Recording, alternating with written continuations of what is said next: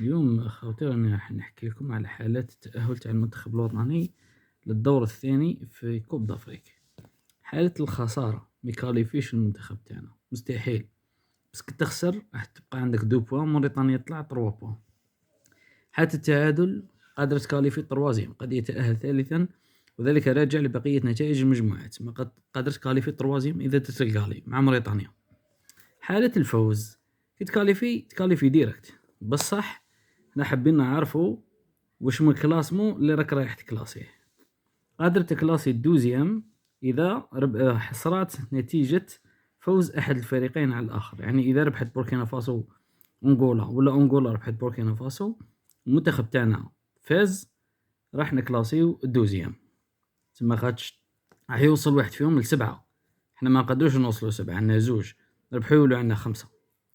واحد فيهم يروح للطروازيام بلاص يبقى عنده 4. حنا يهمنا المنتخب تاعنا، نبقاو دائما محالة الفوزة كأنه فزنا. روحوا واحد الحالة اللي يتعادلوا فيها المنتخبات الثلاثة في النقاط. إذا تعادل بوركينا فاسو مع أنغولا 0-0، إذا تعادل بوركينا فاسو مع أنغولا 0-0، في الحالة هذه ستكون المنتخبات الثلاث ب5 نقاط. سيتم اللجوء إلى المواجهات المباشرة، ماشي فارق الأهداف. كاين اللي عم بالو فارق الأهداف، ماشي فارق الأهداف يا حبيبي. في الحالة هذه راح نتعادلوا حنا 3، تسمى مواجهات مباشرة بين حنا الجزائر وبوركينا فاسو وأنغولا. إذا صارت نتيجة بوركينا فاسو وأنغولا 0-0 سلبا، هاي لك الترتيب كيفاش راح يكون. نحي موريتانيا، مواجهات المباشرة بين حنا وبوركينا فاسو وأنغولا.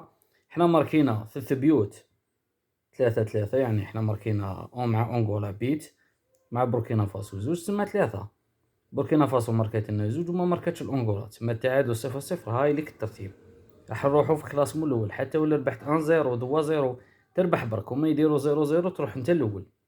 في حالة ما اذا تعادلت بوركينا فاسو وانغولا 1-1، هاي لك الترتيب كيفاش راح يكون. حنا وبوركينا فاسو راح نولوا الاولى. هنا يروح الروح الرياضيه، الصفرات والحمرات.